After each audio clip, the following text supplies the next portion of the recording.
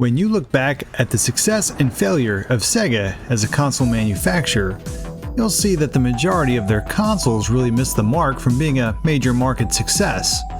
Consoles like the Dreamcast had a successful launch, which I covered in my previous videos, but fizzled out and died rather quickly. And the Sega Saturn never really lived up to the expectations of a lot of Sega fans. There was of course one major exception to the rule, and this exception was the Sega Genesis. The one console that can reign supreme as the greatest Sega console of all time, and the only Sega console that made Mario nervously shake in his brown plumber's boots. But what made this console so great? Why was this the exception? What did Sega do differently with the Genesis that they were never able to duplicate? On this video, I'll be discussing why the Sega Genesis was able to be as successful as it was, and why it had the success that it had.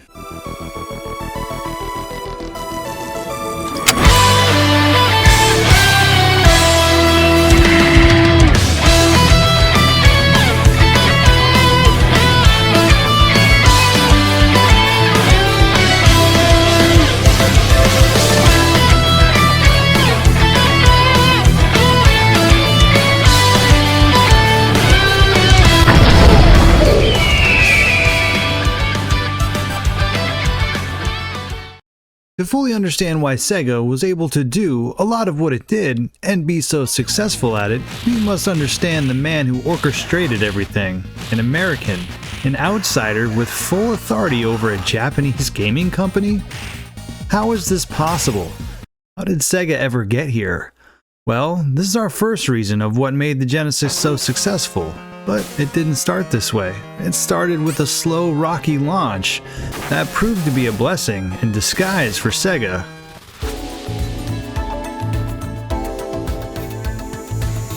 In 1988, the 8-bit generation was full speed ahead and at the height of its greatness. At the time, many millennials, much like myself, were just getting into video games, and the Nintendo Entertainment System was what we were playing, at least here in the United States. Nintendo consumed the market, and when you thought of video games, you thought Nintendo. Nintendo had become such a household name and left such an impression that years later, if someone was playing any type of video game or console, your parents or grandparents would say something to the likes of, "He's always playing with that Nintendo." What many of us didn't know at the time was that there was a rival in the video game industry, and they wanted to one-up the gaming giant. Sega, who had a mediocre attempt at the 8-bit generation with their Sega Master System, decided it was time to try and overpower Nintendo, and launched their new 16-bit Sega console called the Mega Drive in Japan in 1988, and Genesis in the United States in 1989. At this point in time, Nintendo was already planning their 16-bit version, but Sega wanted to beat them out of the gate. Sega was able to launch their console almost 2 full years before the Super Nintendo was set to launch in 1990.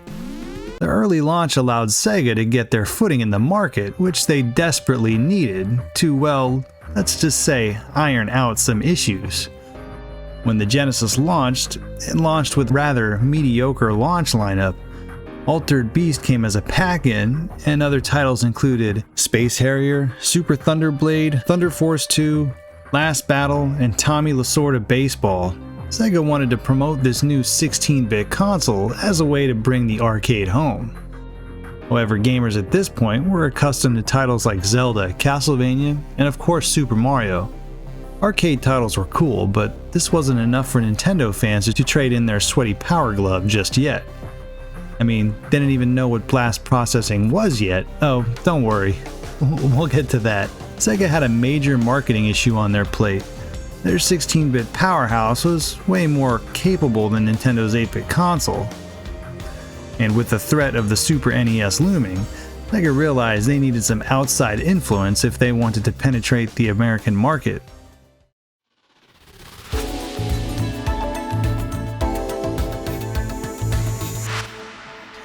In 1990, Sega hired former Mattel CEO Tom Kalinske to head up Sega of America. Anyone who had any type of childhood in the 80s and early 90s was directly influenced by this man. The man responsible for revitalizing brands such as Flintstones Vitamins, Barbie, and even Hot Wheels. His record was enough to cause Sega's CEO to jump on a plane to find Tom at a beach while he was on vacation, and of course make him an offer he couldn't refuse. Knowing the trouble Sega was in, if they didn't make a change, they decided to give Tom the keys to the car, a decision that, in my opinion, did not sit well with some at Sega for years to come, but for the time being would wind up being the best decision they made to compete with Nintendo.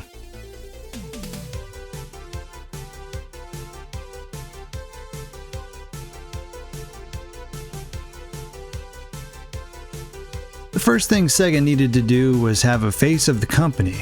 Sega had attempted this before with Alex the Kid for the Master System, but he just couldn't compete with Mario. Sega was looking to take a massive chunk of the market share away from Nintendo, so they needed a mascot that would become a household name, like Mario had become. At this point, Sega began working on making their newest mascot created by Yuji Naka appeal to both Japanese and American audiences.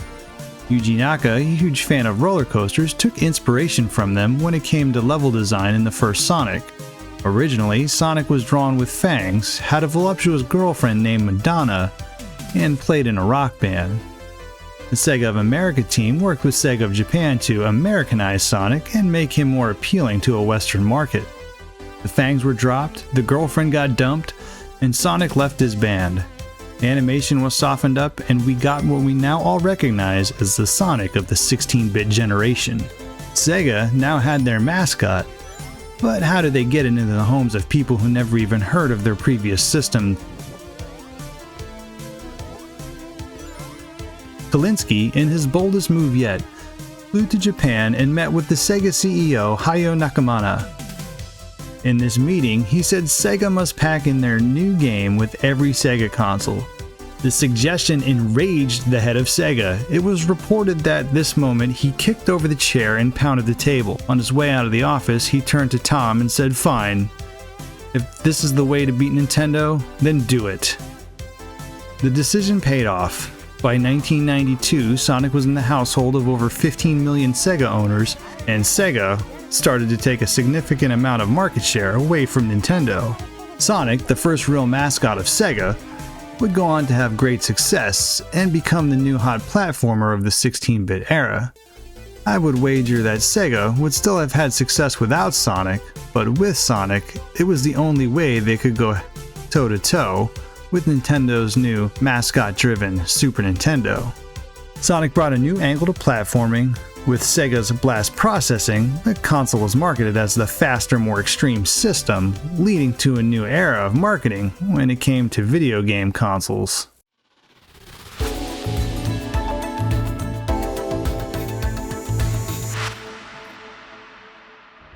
It was said that for every dollar Sega had to market the Sega Genesis, Nintendo had 15. Sega of America was handcuffed and knew it couldn't compete with Nintendo financially. Tom Kalinske, in his attempt to come up with a bold marketing strategy, decided the best way to take on Nintendo was to directly target them in commercials and ads, even going as far as making fun of them. Initially, this didn't sit well with Sega executives, but they realized their old way wasn't working and, in Tom, they would trust. So Sega decided to launch its ad campaign. Guerrilla Marketing was their first attempt in getting the new Genesis and Sonic into the hands of its market. If you grew up in this era, you remember Sega Mall tours. You either saw them on the news or you were lucky enough to have one come to your area. In these Sega tours, they would set up TVs. On each of these sets would be a game, one with Sega and Sonic, and the other with Super Nintendo and Mario. Sega would record kids and older teens and ask them about their experience. This footage was used in promotional advertisements, commercials, and news articles.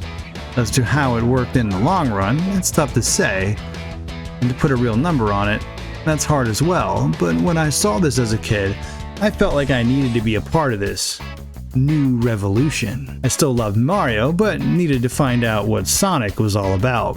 Sega's marketing also included targeting a slightly older gamer as well. they knew there was an untapped market that Nintendo hadn't quite tapped into yet. And to Nintendo's defense, they never really needed to. In the USA, they were only the real game in town, so to speak. No pun intended. Sega had already been targeting the arcade gamers prior to Kalinski's arrival, so he decided to expand on it. New Sega commercials featured older kids learning to fight by playing Streets of Rage so they could take on the school bully. An edgy commercial featuring Grandma talking about how mean and rude Sonic was. And of course, we can't forget the direct shot at Nintendo in the term Genesis does what Nintendo don't. And there was always something about the kid yelling Sega at the end of each commercial. I always say my Sega fanboy loyalty was always a result of Sega's edgy 90s borderline brainwashing marketing tactics. I always felt like the cooler older kids had Sega and well the little kids and grandpa and grandma had Nintendo. It wasn't that I hated or disliked Nintendo, it was just that I felt like as a gamer, I had grown up and moved on, and there was something there for me. This was exactly what Sega was aiming for.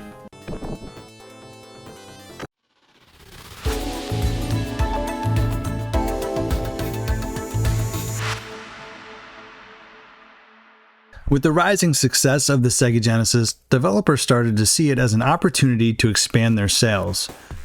Previously, developers like Konami and Acclaim were subject to Nintendo's draconian practices, where publishers could only release 5 games a year. They also had to purchase cartridges straight from Nintendo themselves, meaning they got their cut. While some of these practices ensured the highest quality of games, the Nintendo seal of approval, it did work, but for the most part, their rules were designed to keep games on the NES. However, Sega took more of an open-door approach with less restrictions on devs, and at this point in time, Nintendo were doing all they could to keep what they had left of the market share to try to avoid Sega taking any more of it. So they adopted a more lenient approach, causing big-name developers to make games for the new Genesis. This led to titles like Castlevania Bloodlines, Contra, and Capcom licensing their titles to Sega without any repercussion from Nintendo.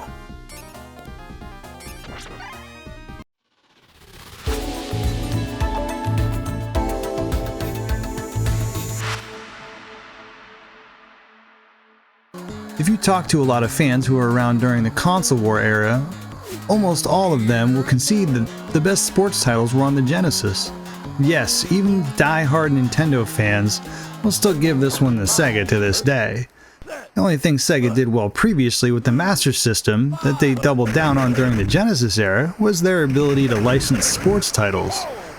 Sega of Japan had previously been a little reluctant to spend money on major licensing deals, but decided to give their power and decision-making over to Sega of America. This led to massive sports titles like Tommy Lasorda Baseball, Joe Montana Sports Talk Football. In 1992, the iconic Sega Sports brand was developed. That year, a special marketing team was created within the company, and it was tasked with redefining the presence and image of Sega as a whole. This gave us the new look and identity of Sega Sports. Many would argue that the Genesis had better sports titles because it just ran better on the Genesis. Certain games like NHL 94 seemed to run faster, but maybe that was just an illusion due to the blast processing term constantly thrown at us. The reality of it was that this was one area where Sega just out-negotiated Nintendo and simply was able to obtain more licensing deals.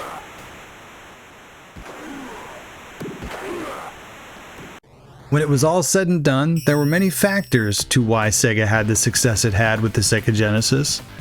From their new mascot and president duo, along with new exclusive titles and cool 90s marketing, for whatever reason, the formula Sega used for the Genesis was never able to be duplicated, and that would be a video in and of itself. While the Genesis never outsold the Super Nintendo, Sega became the household name. Remember in the beginning of the video where I had mentioned that the saying "playing your Nintendo" was used when referencing the act of playing any sort of video game? Well, Sega was able to change that. Prior to 1991, there was Nintendo, but beyond that, thanks to all the reasons in this video that we have gone over, people knew not just about Nintendo, but Sega as well. If you've made it this far, thank you for watching.